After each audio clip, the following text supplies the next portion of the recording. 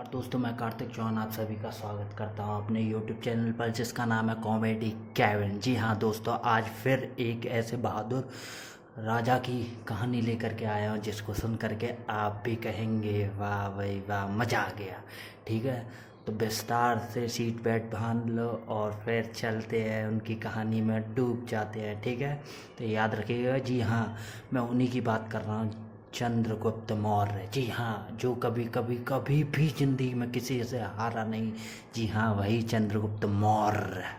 याद रखिएगा, चंद्रगुप्त मौर्य जी के बारे में जितना बताया जाए उतना कम है, क्योंकि आज दिन तक उन्हें कोई परास्त नहीं कर पाया। याद रखिएगा, उन्होंने अपनी मृत्यु खुद ही अपने हाथों में रखी। याद रखिएगा, उनके एक से एक वीर योद्धा आए, लेकिन उन्हें आज दिन तक कोई परास्त नहीं कर पा रहा। जी हाँ, अब मैं उनके बारे में बेसिक चीज़ बता देता हूँ। पहले नंबर, जो उनके गुरु थे वो आचार्य चाणक्य थे। याद रखिएगा, आचार्य चाणक्य। ठीक है, उनकी 3 बीवियाँ हैं, लेकिन 2 का जिक्र ज़्यादातर किया गया है। ठीक है, पहली बीवी जो है उनकी वो दुर्धरा है। ठीक है, दूसरी बीवी जो है वो उनकी हेलेना है। ठीक है, और हेलेना का पिता ही वो सेल्यूकस निकेटर है। ठीक है, याद रखिएगा। और सेल्यूकस निकेटर जो था वो किसका सेनापति था? वो सिकंदर का सेनापति था। याद रखिएगा, जो पहली बार आक्रमण करने आया था भारत पर, वो सिकंदर। ठीक है, अब क्या हुआ कि जैसे ही ये बात पता चलती है आचार्य चाणक्य को, ठीक है, जिन्हें कौटिल्य कहा जाता है, ठीक है, तो उन्हें मैं कौटिल्य के नाम से एक बार पुकार करके आपको पूरी कहानी बताता हूँ। ठीक है, तो जैसे ही कौटिल्य जी को पता चलता, चाणक्य जी को पता चलता है कि हाँ, सिकंदर उस पर, भारत पर आक्रमण करने वाला है। ठीक है, सो ही वो पूरस को भेज देते हैं कि जाओ। पूरा उस टाइम पूरस सबसे बहादुर राजा माना जाता था। ठीक है, तो पूरस को भेजते हैं कि जाओ पूरस, तुम जा कर के हरा कर आओ। ठीक है, तो पूरा पूरस और सिकंदर की लड़ाई होती है।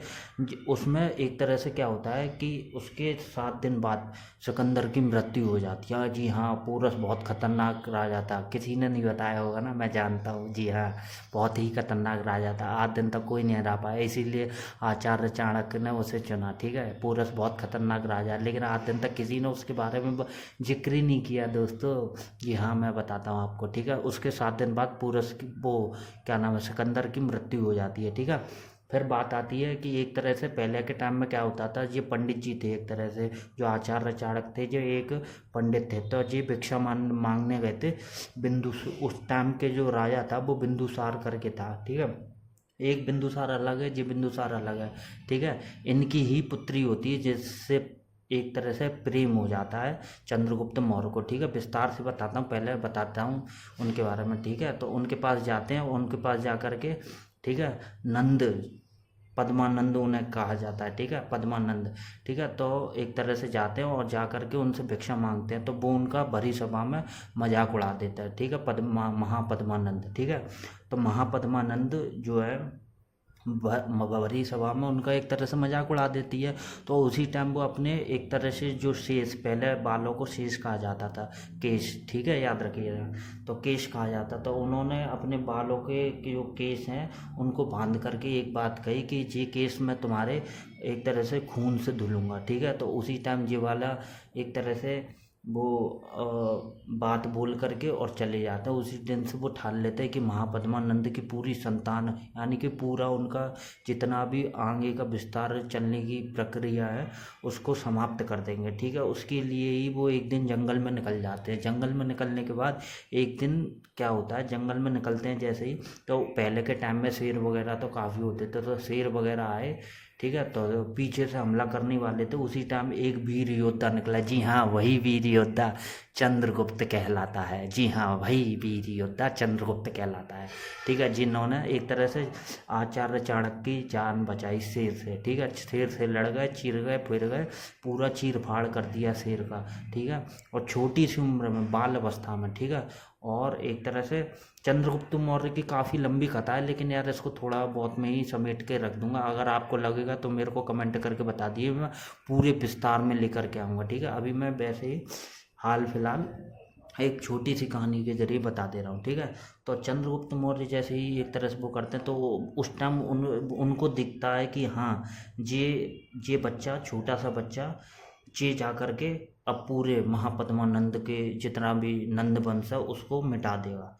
ठीक है, तो एक तरह से क्या करते हैं वो जा करके वो जो एक तरह से जीवन देने वाली उनकी जो माँ थी उनकी मृत्यु हो जाती है। जीवन देने वाली जो जन्म, एक तो पालने वाली होती है, एक जन्म देने वाली होती है। जन्म देने वाली माँ का नाम होता है मूरा, याद रखिएगा मूरा। ठीक है, पालने वाली माँ है उनके बारे में ज़्यादा जिक्र नहीं किया। ठीक है, तो एक तरह से उनके तो ये एक तरह से टोकरी में पाए गए थे। ठीक है, उसके पीछे काफ़ी लॉजिक है, वो सारी चीज़ें बाद में बताऊँगा, मेन मोटी मोटी बातें बता दे रहा हूँ। ठीक है, तो इनके माता पिता भी एक तरह से जो थे, उनके पिता जो थे वो एक तरह से पहले के टाइम में दारू पीते थे। दारू को पहले के टाइम में क्या कहते थे यार, कुछ कहते थे, अरे यार मैं भी भूल रहा, मदिरा, सॉरी, हाँ मदिरा, मदिरा पीते थे। ठीक है, तो मदिरा जब पीते थे तो उस टाइम क्या हुआ, तो ये वो चाणक्य जी गए उनके पास और उन्होंने कहा कि इतने इतने, उस टाइम सिक्के वगैरह, सोने के सिक्के वगैरह कुछ चलते थे, तो उन्होंने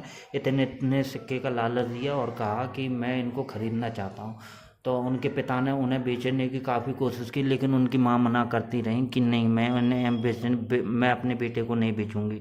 ठीक है, लेकिन उनके जो पिता थे थोड़े मक्का टाइप के थे, मदिरा के मतलब उसमें थे, तो सबने कहा कि हाँ ये ही हैं चंद्रगुप्त मौर्य, जी हाँ यही हैं चंद्रगुप्त मौर्य, याद रखिएगा। ठीक है, तो मतलब कहाँ थे हम, मदिरा, मदिरा पीते थे, तो उन्होंने कहा एक तरह से मदिरा के उसमें उन्होंने उसको बेच दिया, किनको, चंद्रगुप्त मौर्य को। ठीक है, तो उन्होंने चंद्रगुप्त मौर्य ने अपनी माँ से कहा, माँ, क्योंकि मारते थे अपनी माँ को काफ़ी। ठीक है, उसके पिता चंद्रगुप्त मौर्य के पिता असली वाले नहीं, रियलिटी वाले नहीं, जो नकली थे वो। ठीक है, तो उन्होंने मारपीट करके उनसे कहा कि लाओ मेरे को सोने के सिक्के दे दो, और इतने इतने सिक्कों में उनका एक तरह से वो हो जाता है। ठीक है, सिक्कों में एक तरह से उनके पापा उनको बेच देते हैं। ठीक है, फिर एक तरह से ये उनके वो हो जाते हैं कि हाँ, अब पहले के टाइम में ऐसे ही चलता था कि आज से अब मैं आपका हुआ। ठीक है, तो चंद्रगुप्त मौर्य को ये सारी शिक्षाएं देते हैं। ठीक है, जब सारी शिक्षा एक तरह से शिक्षा वगैरह प्रदान करते हैं तो एक तरह से तैयार करते हैं, पहले मजबूत करते हैं, खूब खूब मजबूत कर देते हैं, इतना मजबूत कर देते हैं कि कुछ कहने की नहीं। ठीक है, तो पहले तो मैं पहले थोड़ा पीछे और पीछे जाता हूँ। ठीक है, तो थोड़ा नंद वंश के बारे में भी बता देता हूँ, आखिरकार नंद वंश क्या कहता है। ठीक है, नंद वंश के काफ़ी सारे वो थे।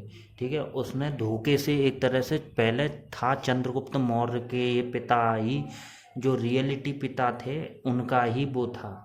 ठीक है, वंश चला आ रहा था, लेकिन उसमें क्या है, जो उनकी माता थी मूरा, ठीक है, उनकी माता को एक जो महापद्मानंद था वो एक सैनिक था उस टाइम उनके यहाँ का। ठीक है, लेकिन वो उनको गंदी निगाहों से देखता था, किनको, मूरा को। ठीक है, तो गंदी निगाहों से देखता था। ठीक है, तो मतलब एक तरह से मैं, काफ़ी लंबी कहानी है यार, उसको आराम से बताऊंगा। ठीक है, तो आगे बढ़ता हूँ। ठीक है, कहाँ थे हम, तो एक तरह से जब खरीद लेते हैं तो वो उनको काफ़ी सारी एक तरह से राजनीतिक जो होती हैं गतिविधियाँ, उन सब के बारे में बताते हैं। राजनीतिक गतिविधियाँ किस तरीके से चली जाती हैं, किस तरह से की जाती हैं। ठीक है, क्या कैसे होता है सब चीज़ें, उन सब चीज़ों के बारे में नॉलेज देते हैं कि हाँ ऐसे ऐसे आपको करना है। ठीक है, जब सारी चीज़ करवाते हैं तो उनको क्या है, इतनी तेज़ दौड़ लगवाते हैं पानी में। एक तरह से पहले के टाइम में ऐसी ऐसी वो होती थी कि पानी में जगह जगह पत्ते रख देने के बाद, और फिर तुम उन पर इतनी तेज़ भगो कि डूब नहीं पाओ, पत्तों के ऊपर पैर रख के जल्दी जल्दी चल के और पार कर दो उसको, मतलब ऐसी ऐसी वो होती थी। ठीक है, तो इस तरीके से उन्होंने इतनी बेहतरीन शिक्षा दी कि उन्हें आज दिन तक कोई हरा ही नहीं पाया भाई। ठीक है, जब हरा नहीं पाया तो फिर क्या, लॉजिक ही नहीं बनता। ठीक है, तो उन्होंने क्या है, एक तरह से बौद्ध धर्म उस टाइम काफ़ी प्रचार प्रसार में था। ठीक है, तो उस टाइम प्रचार प्रसार में था बौद्ध धर्म, तो उन्होंने एक तरह से बौद्ध धर्म को अपना लिया था। ठीक है, किन्ने, चंद्रगुप्त मौर्य ने। ठीक है, अब क्या होता है कि इनका देखो, इनकी 3 तो पत्नी थी। ठीक है, जिसमें से 2 के बारे में बताया है, तो 2 के बारे में पहले बता देता हूँ। पहली पत्नी जो थी इनकी वो थी हेलेना, याद रखना, हेलेना, वही हेलेना जो कि सिकंदर के एक तरह से सैनिक, मतलब उसको वो भी मान सकते हो तुम कि सेनापति। सिकंदर का सेनापति कौन था? सेल्यूकस। सेल्यूकस की बेटी हेलेना, वही हेलेना, जी हाँ वही हेलेना। उसको भी एक तरह से इसने अपनी बीवी वो मतलब शादी कर ली थी हाल 2 मिनट में झटपट से, क्योंकि भाई आज दिन तक कोई हरा ही नहीं पाया। ठीक है। फिर उसके बाद आती है एक दुर्धरा। ठीक है। दुर्धरा के बारे में, दुर्धरा जो थी जैन की बचपन की मित्र थी। जी हाँ, बचपन की मित्र थी, साहूकार की बेटी थी ये एक दुर्धरा। जैसे आजकल के टाइम में एक तरह से ज्वेलर्स वगैरह होते हैं ना, वैसे ही पहले के टाइम में साहूकार हुआ करते थे। ठीक है। तो उनकी एक तरह से बेटी थी कौन? दुर्धरा। ठीक है, याद रखिएगा। अब बात करते हैं लास्ट में नंदिनी की। ठीक है। नंदिनी इनका एक तरह से रियल प्रेम थी। प्रेम का मतलब समझते हो ना, सबसे ज़्यादा तीनों पत्नी में से सबसे ज़्यादा जे उन्हीं को प्यार करते थे। ठीक है। लेकिन उसके पीछे काफ़ी लॉजिक है, लोग कोई बताता है कोई नहीं बताता। ठीक है। सो मेन पॉइंट वाली बात थी, मैंने बता दी। अब आप सोचोगे कि सबसे ज़्यादा प्यार करते थे तो इनके बच्चों के बारे में भी काफ़ी कुछ होगा, क्योंकि उनके बच्चों के बारे में भी है। यहाँ तक हेलेना के बच्चों के बारे में भी दिया है, उनके और दुर्धरा के बच्चों के बारे में भी दिया, लेकिन नंदिनी के बच्चों के बारे में कुछ दिया ही नहीं है। तो उसके पीछे भी बता दूंगा, काफ़ी कहानी लंबी है, इसीलिए तो मैंने बोला काफ़ी लंबी कहानी है। ठीक है। तो अब मैं इनकी लालन पालन की बात करता हूँ कि इन्होंने चंद्रगुप्त मौर्य को जो शिक्षा दी, इतनी बढ़िया शिक्षा दी कि एक तरह से किस तरीके से राजनैतिक तरीकों को अपनाना होता है। ठीक है। तो एक तरह से जब वो आचार्य जो चाणक्य थे, बचपन से ही हमेशा एक बात बताते थे कि कभी भी अगर तुम्हें जीवन में सफल होना है तो जीवन में सफल होने के सिर्फ एक ही रास्ता, सिर्फ और सिर्फ एक ही रास्ता है, वो है कभी किसी से प्रेम ना करना, चाहे वो कोई भी हो। जिस दिन कभी किसी से प्रेम नहीं करोगे उसी दिन मान लेना कि तुम सफल हो जिंदगी में। ठीक है। और ये सच्चाई है जीवन की। ठीक है। तो उन्होंने बहुत ही खतरनाक बात बताई थी। तो इससे चंद्रगुप्त मौर्य एक तरह से इतने प्रभावित हुए कि चंद्रगुप्त मौर्य को किसी से प्यार नहीं था, किसी से भी नहीं प्यार था, समझ लो, याद रखना, किसी से प्यार नहीं था।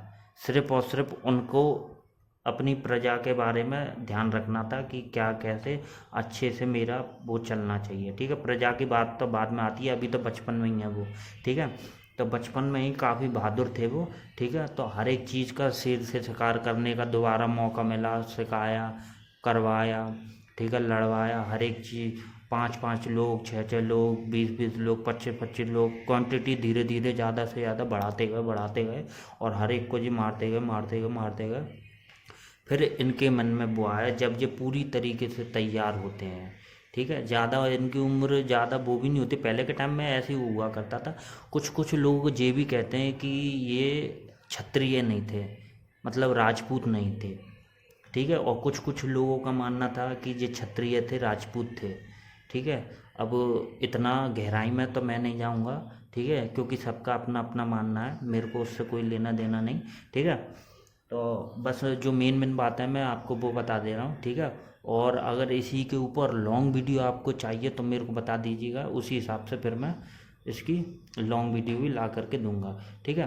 तो आगे बढ़ता हूँ। तो इनको काफ़ी मतलब इतनी प्रैक्टिस करा देते हैं कि हाँ ये सक्षम हो जाते हैं लड़ाई करने के लिए। ठीक है। फिर क्या करते हैं, ये बीच में हमला कर देते हैं, एकदम से हमला कर देते हैं। ठीक है। तो उस टाइम क्या है, इन्हें बंदी बना लिया जाता है, क्योंकि एकदम हमला कर देना मूर्खता कहलाता है। ठीक है। क्योंकि इनके मन में सिर्फ एक ही बात चलती थी कि हाँ महापद्मानंद को एक तरह से किसी न किसी तरीके से मेरे गुरु का अपमान किया, तो गुरु का अपमान मेरे लिए सबसे मतलब वो चीज़ है। तो जा कर के ये डायरेक्ट महापद्मानंद के ऊपर हमला कर देते हैं। और महापद्मानंद भी कोई कमज़ोर व्यक्ति नहीं था, वो भी बहुत खतरनाक व्यक्ति था उस टाइम। ठीक है। तो उस टाइम चंद्रगुप्त मौर्य को एक तरह से बंदी बना लिया जाता है, और जब बंदी बना लेते हैं तो वहाँ से जैसे तैसे तो ये छूट जाते हैं। ठीक है। वहाँ से निकल आते हैं, लेकिन फिर एक कहावत काफ़ी मशहूर हो गई इनके ऊपर कि एक बूढ़ी अम्मा होती थी, उस उनकी कोई संतान नहीं थी, बस उनका एक जो आज के टाइम में जैसे कहते नहीं है बेटे का बेटा होता है, यानी कि पोता कहा जाता है उसे, नाती पोता कुछ भी मान सकते हो, ठीक है। तो वो होता था। तो उस टाइम एक कहावत काफ़ी मशहूर हो गई। उस टाइम उनका पोता एक तरह से खीर खा रहा था, गर्मा गर्म खीर खा रहा था। तो उस टाइम उसकी अम्मा उसे बीच में टोक देती हैं और कहती हैं कि अरे मूर्ख, तुम भी क्या पागल हो गए हो, तुम भी क्या चंद्रगुप्त मौर्य हो। सो बीच में से डायरेक्ट गर्मा गर्म खीर निकाल करके खा रहे हो, साइड साइड से खाओ। कहने का मतलब ये है कि कभी भी एकदम जा करके हमला नहीं करना चाहिए, धीरे धीरे साइड साइड से धीरे धीरे निकल निकल के आराम आराम से हमला करना चाहिए। कहने का मतलब ये था। काफ़ी टाइम उस टाइम ये कहावत मशहूर हो गई थी, ठीक है। बात करते हैं कि चंद्रगुप्त मौर्य को ऐसी शिक्षा दी कि वो एक तरह से पहले के टाइम में पानी में भी कम से कम 10-10 20-20 मिनट रह सकते थे। जी हाँ, ऐसी ऐसी उनको शिक्षा दी किन्होंने, चाणक्य जी ने, ठीक है। और उनको इतना मतलब ताकतवर बना दिया कि पूरे जीवन काल में उनको कोई हरा नहीं पाया। पूरे जीवन काल में उन्हें कोई नहीं हरा पाया, कोई भी भाई। सबसे लड़ाई हुई उनकी A to Z सबसे, लेकिन कोई हरा ही नहीं पाया। तो इन्होंने क्या किया, पूरे देश की तो बात छोड़ो, इन्होंने यार पूरे वर्ल्ड पर राज किया। पूरे वर्ल्ड का मतलब समझते हो ना, ऑल ओवर वर्ल्ड पर राज किया। याद रखिएगा, चंद्रगुप्त मौर्य, ठीक है। इनके बारे में जितनी बताऊँ ना उतनी बात कम पड़ जाएगी, याद रखिएगा। और इनके बारे में बहुत ही कम लोग बताते हैं, ठीक है, याद रखिएगा। इनके ऊपर तो मूवी भी बननी चाहिए यार, ठीक है। इसलिए बहुत सी चीज़ें हैं यार, मोटी मोटी बातें हैं जो कि मैं यार आपको बताता हूँ। फिर ये जैसे जैसे इनका बचपन व्यतीत होता जाता, बड़े होते जाते हैं, फिर जा कर के ये बताते हैं पूरी बातें। फिर जा कर के इनको बीच में प्रेम हो जाता है एक नंदिनी नाम की व्यक्ति, जो कि महापद्मानंद की पुत्री थी। जी हाँ, वही नंदिनी। पहले क्या करते हैं, ये एक प्लानिंग बनाते हैं कि उससे जा कर के तुम्हें वैसे ही झूठा मूठा नाटक करते हैं कि हाँ मुझे तुमसे प्रेम हो गया, ये है वो है। फिर इनमें रियल में प्रेम हो जाता है, ठीक है। जब रियल में प्रेम हो जाता है तो चाणक्य जी समझ जाते हैं कि हाँ अब मेरा एक तरह से जो जो वो बहुत पुराना लक्ष्य है, अब वो टूटता कहीं दिख रहा है, ठीक है। तो ये नंदिनी से दूर करते हैं, किनको, चंद्रगुप्त मौर्य को नंदिनी से दूर रखते हैं ज़्यादा कर, ठीक है। तो एक तरह से चंद्रगुप्त मौर्य पहले नंद वंश का पूरा विनाश करते हैं। विनाश करने के बाद फिर जब उन्हें उनके पिता की सच्चाई पता चलती है कि हाँ मेरे पिता रियल में ऐसे थे, और चंद्रगुप्त मौर्य की जो रियल माँ थी उनके साथ भी उन्होंने काफ़ी गंदा व्यवहार किया, और ये कोई मतलब राजा की बेटी नहीं थी, मतलब एक तरह से पहले से गद्दी इन्होंने छीन ली थी, ठीक है। काफ़ी लंबी स्टोरी है, ठीक है। तो वही चीज़ मैं आपको बताता चल रहा हूँ, ठीक है। तो बहुत ही कहानी भाई 1-1.5 घंटे की हो जाएगी, इतना इतना बहुत से कम व्यक्ति सुन पाते हैं, ठीक है। इसलिए मैं आपको सिर्फ मोटी मोटी बात बता रहा हूँ, ठीक है। तो जब ये बात नंदिनी को पता चलती है, तो नंदिनी उसी टाइम एक तरह से अपने भाइयों को बचाने की कोशिश करती है कि चलो मेरे पिताजी को मारा तो मारा, लेकिन मेरे भाइयों को तो कम से कम छोड़ दो, ठीक है।